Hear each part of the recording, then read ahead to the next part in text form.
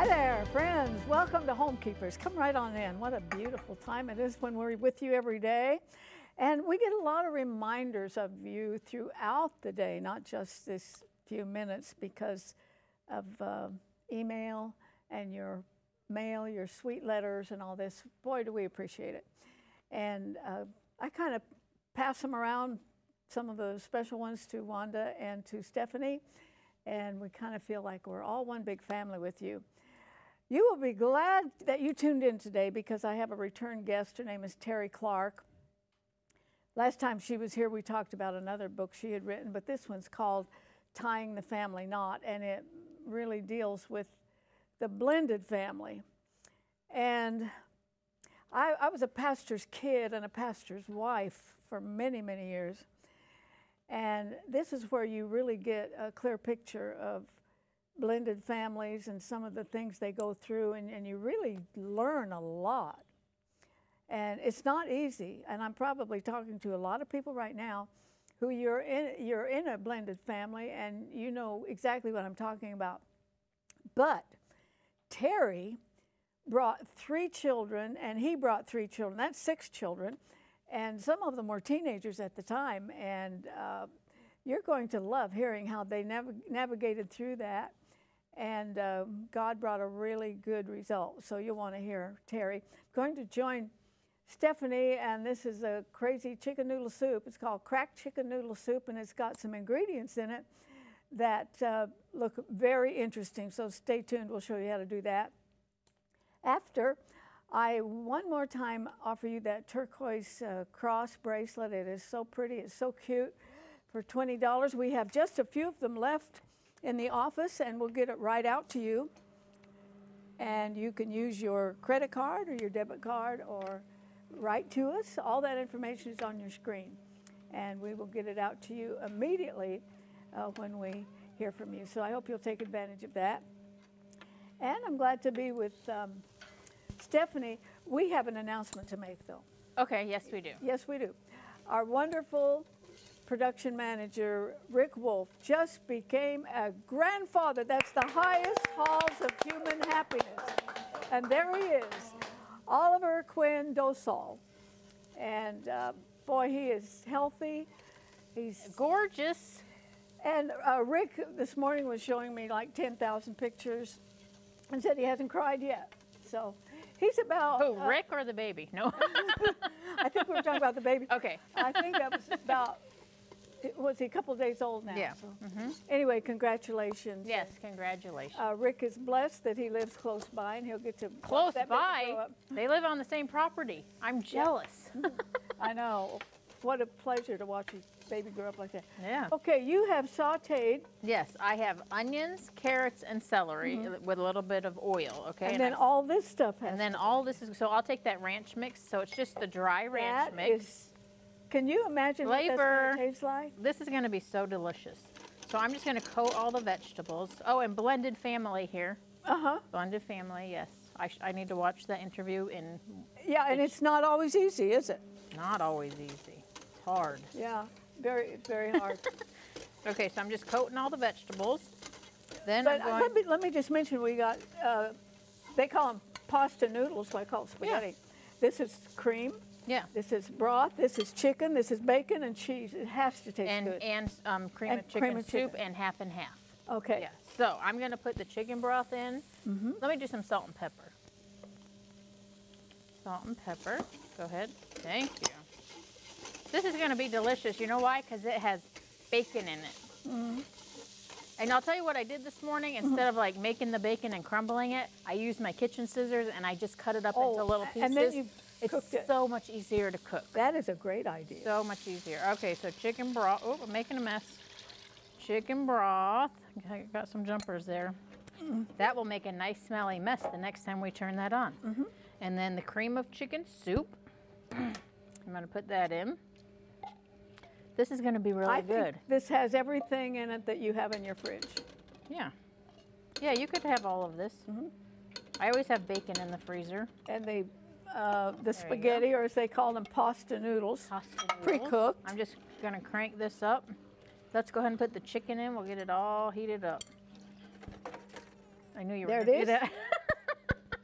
Very wise of you to back up. off. Okay, I'm just cranking this up here. Oh, even just right now, it smells so good. Let's go ahead and put the half and half. I mean, come on.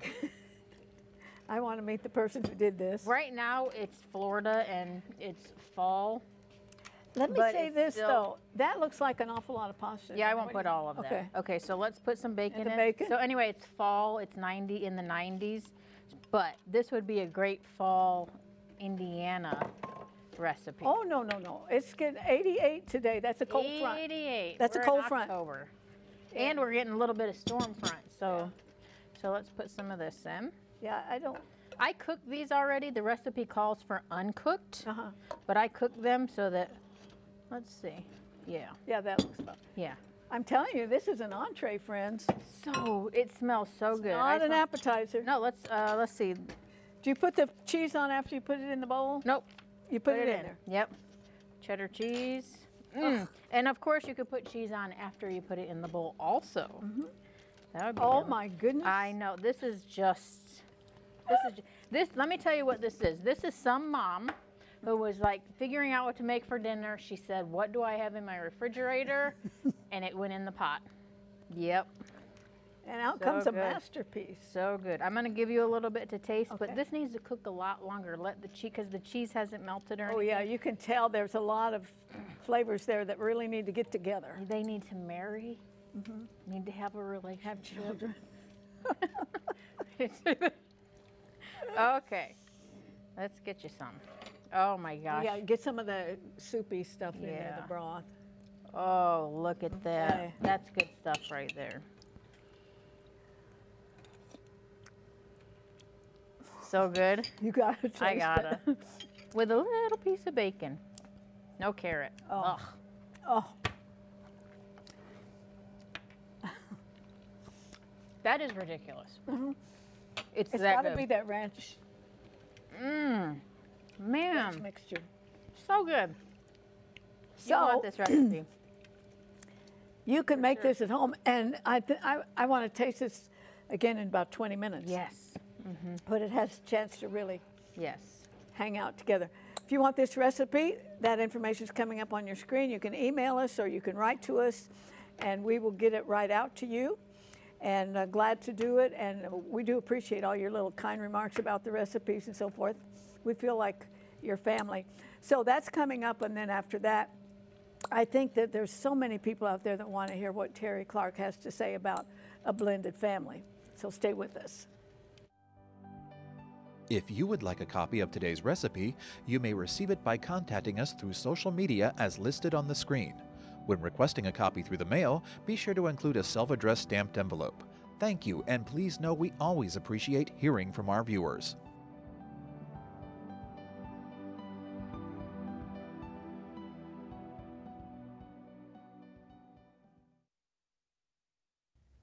Welcome back, Terri. Last time you were here, we talked about your book, Fanning the Flame, and the importance of maintenance, maintaining a relationship with the Lord, because when it begins to dwindle, you know it, and you can get in trouble.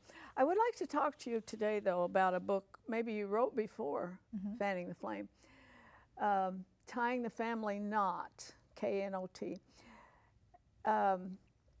And this is about a blended family. And was it 30 years ago you married? 28. 28. And you brought 3 kids, and he brought 3 kids, and I just lost it right there. That seems like a nightmare. There were some teenagers involved, right? Yes. Okay, now how both of you and your husband were both divorced at the time from other people. Yes. And you must have really fallen in love. I mean, Hook, line, and sinker. love conquers all. Yes. And did you kind of think, oh, this is going to be great? We're the Brady Bunch, and we have all these wonderful children. And You know, when you fall in love with someone, you think, I'm a Christian. I can do this. You know, I'm going to come in and, you know, and be the perfect, you know, mom and to his daughters. He's going to be the great dad to my kids, and we're all going to live happily ever after. You know, It doesn't work that way. You know, life is not solved in 30-minute episodes like it is on the Brady Bunch. It just doesn't work that way. And love does kind of blind you to some realities. Yes. So you brought 3 children in. Mm-hmm. How old were they? My children, I had 2 sons and a daughter. The oldest was about to graduate from high school, about 16. Now that right there is like scary. 17, I think. And then my daughter was about 15. Oh, that's scary. It's scarier. and then I had a son, 12. And he had 3 daughters, and they were 6, 9, and 8. 6, 8, and 9. So we had from 6 years old all the way up to high school graduation. Yes, and I'd like to tell the audience on her book, Tying the Family Knot, it's really a great resource. And it should probably be in every pastor's library and Sunday school teacher, anybody that's in leadership. I think it could really benefit. Now, how long from the time you got married did you write the book? How many years? Well, I waited until the kids were out of high school. Out of your sight. Yeah. Well, I didn't have any time to write books with 6 kids in the house until afterwards. And God had given me enough fodder and taught me how to do this as a Christian, and I kept journals during that time. Oh, that's awesome. And so as God would teach me, you know, about disciplining, about, you know, the step-parent, about so many other aspects of blending, I kept it in a journal. And as, you know, when you're praying and God shows you in the Word, He gives you a nugget, and so I'd put that in there. And so every chapter has the scripture, it's based on biblical principles, and those principles work. I mean, it's the Word of God. Now, I had a friend who did this. They blended the family. And he said, and she said to the other kids, to the kids, said, okay, now she has total authority over you, and he has totally, and Dr. Phil would not agree with that. Mm-hmm. Dr. Phil said that telling a step-parent, you have no authority over the child. What did you learn? What I learned is from the scripture, you know, the parable that says you don't take a new piece of cloth and sew it onto an old garment. Well, a family without a parent, you know, before you come together, a single parent with kids, it's like an old pair of jeans with a hole in it. Mm-hmm. And that hole needs to be patched. But you can't take a new piece of denim and sew it on that hole without it going through a few washings. And so I say a step-parent needs to go through a few washings. The child needs to earn it. Yes, they need to earn that respect and trust. And so what I tell people is, a step-parent needs to allow the biological parent to be in control of their child, but behind closed doors, the two of you come together and come to an agreement on how you're going to handle discipline or any other situation with your kids, rules, boundaries, whatever, and then the biological parent bring it down to their own child. That way that child is not resenting the step-parent, but it's being incorporated. And then as that family grows together and they begin to blend, then the step-parent will be able to discipline and it will be received. Now, I understand that in your situation, the biological parent on your side, your former husband, he was kind of out of the picture. Yes. Wasn't much involvement. Yes. With the ex-wife of your husband, there was a lot more involvement and perhaps some intentional stirring the pot, you might say. Yes, there was. And it was very, I became the wicked stepmother. And everything that I did was reported back to Mama. And then that would end, sometimes it ended up back in court. So we had contention all the time. Yes, it was really difficult. But even in that, you have to take the high road. You know, as a believer, as a Christian, you have to take the high road. And sometimes you have to deal with your own heart when it comes to resentments, because if you allow those things to build up, it will destroy your marriage. You know what I see with you? You were a Christian who was certainly seeking after God for the answers. But you take that out of the equation, Look at the divorce It's got to rate. be the worst thing in the world. Yeah, look at the divorce rate. It's higher for second and third marriages than it is for first marriages because of that. Because immediately you're going to take your child's side against your spouse. When I think of teenagers in a blended family, I feel sorry for them. First place, being a teenager is not real easy anyway. Right. You're somewhere between childhood and adulthood, and your bodies are changing and all kinds. It can be a confusing time. And so I would think a teenager has a loyalty problem. Very much so. Even little children have loyalty problems. They, you know, they haven't divorced their mom or dad. They still love their mom and dad. They still have that relationship. Yes.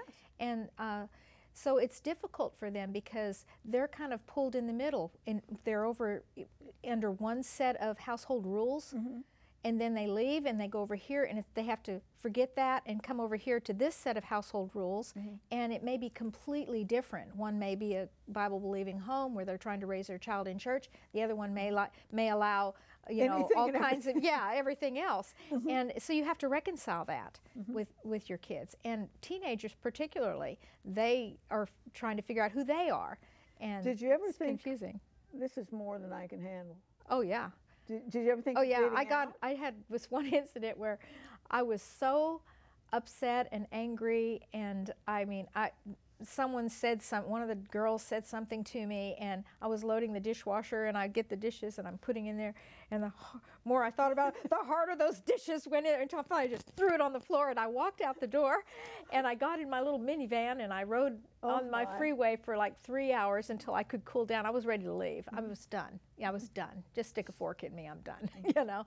But I came back, and I had to get before the Lord and say, God, I can't do this. I need your help, you know, and we all need his help, you know. Yes, you write in your book, Tying the Family Knot. This is all about a blended family. Guilt-free money, what does that mean? Well, when we had our children in the house, I had to figure out a way to pay for things, you know, and the kids are always needing money, allowances, and I think you might be referring to the Clark dollar system.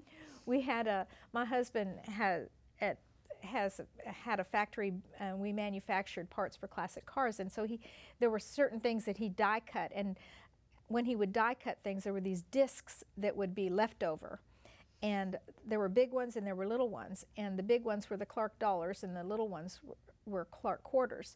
So we had a system in our house. When the kids did well on something, they would get compensation with these Clark discs, and I made a little bag for each one of them, and they kept their discs in there, their Clark dollars. And so when we went shopping, they could redeem them and they could buy something with it.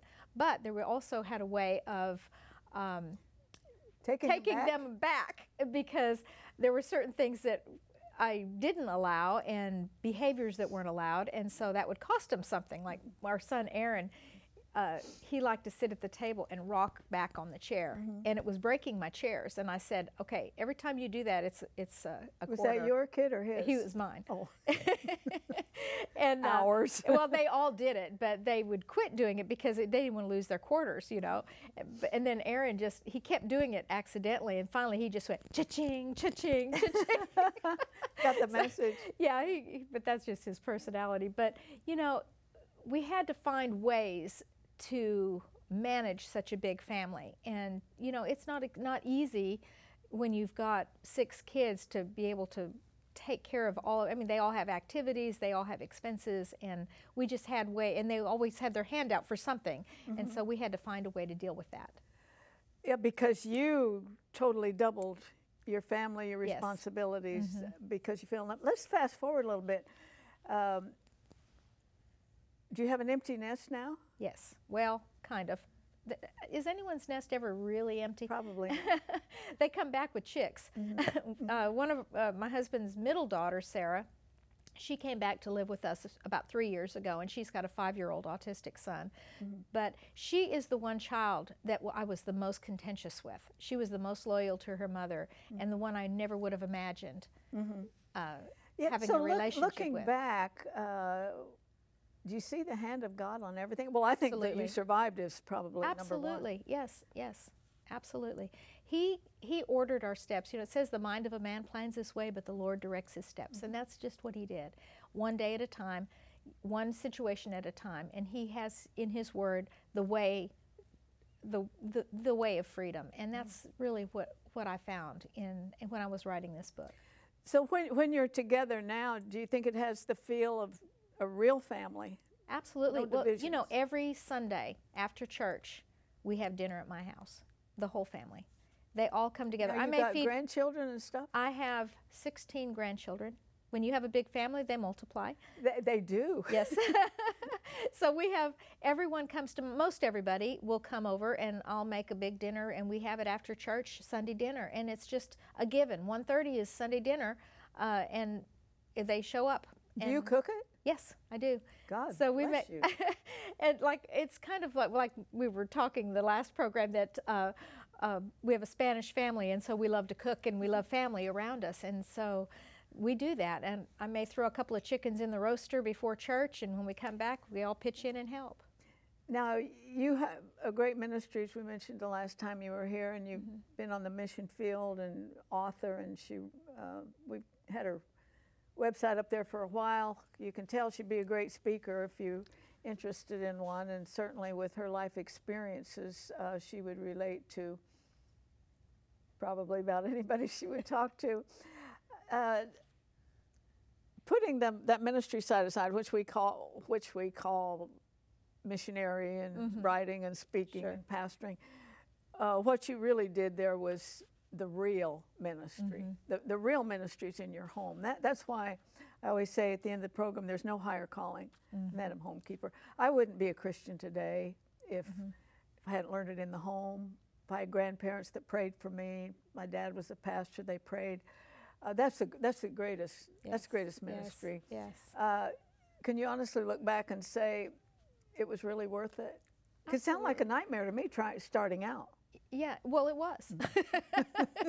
It was hard. It was No very question. hard.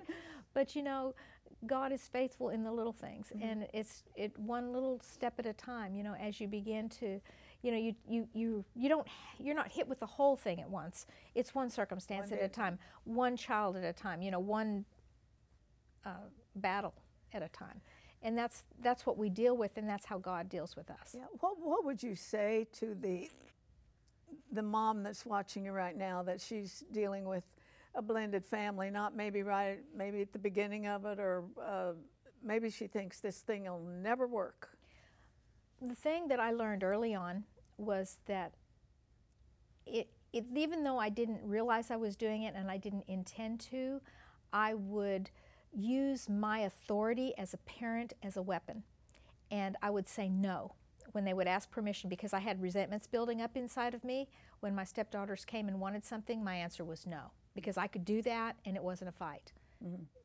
But that began to build more resentments in them toward me, and it was drawing division between my husband and I, and the Lord taught me to learn to say yes. And that all happened with a major blowout that I had with my daughter Sarah, my stepdaughter Sarah. She was like an Ellie Mae, if you remember the Beverly Hillbillies, and there was one of the daughters was beautiful, vibrant, outgoing, and loved critters. Yeah. Well, Sarah loved critters, and she had a teacher when she was in the 5th grade that would allow them to bring things to school, critters and things. And one day we were on our way to school, and she had this shoebox, and she had it hidden behind her back. And I said, "What do you have there, Sarah?" "Nothing, nothing." And she had this thing back here behind her back. And I said, "Let me see." She goes, "Just a box of dirt." And she'd open it up and show me, "It's just a box of dirt." I knew better than to stick my hand in there because I knew Sarah. So I grabbed a stick and I started digging around, and pretty soon I turned up snake eggs. And I went, "You're not taking that to school." And there was my authority. "No, no, no." And she, "Yes, I am." "No, you're not." And we began the tug of war with the shoebox, and I won because I was bigger, and I threw it on the table, get in the van. We went to church, and I was so angry, so very angry. And got her to church, got her to school, dropped her off, and came back and just cried out to the Lord. I said, "God, I don't think I can do this. And you're not my mom, I don't have to listen to you, you know." But the Lord showed me that with this, I need to learn to say yes. and Yes, turn it around. We're just about out of time, but I remember a message my son had once. He's a pastor. Say yes as often as you can. Yes. As often as you can. We are out of time. Boy, I could talk to you for a long fast. time on this one, but I just know there's a lot of people out there experiencing now what you have, so I'm glad that you're able to impart that wisdom. Hey, you stay with me. I have a couple things to say before we have to say goodbye.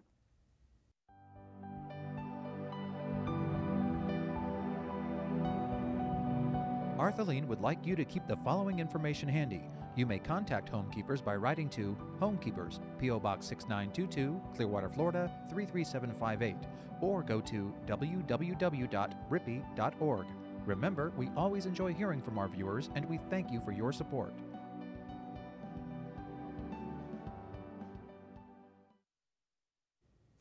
Well, let me remind you one more time about our lovely little cross bracelet.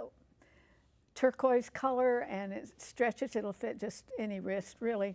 For that gift of $20 to the ministry, we'll get it out to you as long as they last. And they are getting low right now, so this is a good time to take advantage of it, because I'm not sure we can get more.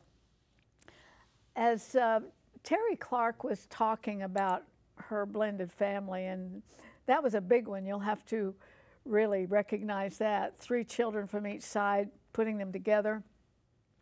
I have a feeling that a lot of you watching and listening to her could identify with some of the situations, because there's no way it could be easy. And yet, you could tell at the end of the story how they're all still together and they're really one great happy family. That's what the Lord can do. You know, when you rely on Him for the situations in your life, it might not be a family situation, it might be something else, but you can count on Him for sure. You can count on Him to be there. You can count on Him to lead you. You can count on Him to bring you through the situation. So many times we like to really avoid some difficult situations, especially when it comes to relationships. If we could just avoid it, but you can't. There's a lot of them you just cannot avoid. But He'll go with you, He'll guide you, direct you. It's up to us to listen for that still small voice that says, this is the way, walk ye in it. Hey friend, thanks for being here. Join me next time, remembering there's no higher calling than that of a homekeeper. God bless you. If you should miss a Homekeepers program, you can catch up by going to www.ctnonline.com. Click on CTN Programs and then on Homekeepers.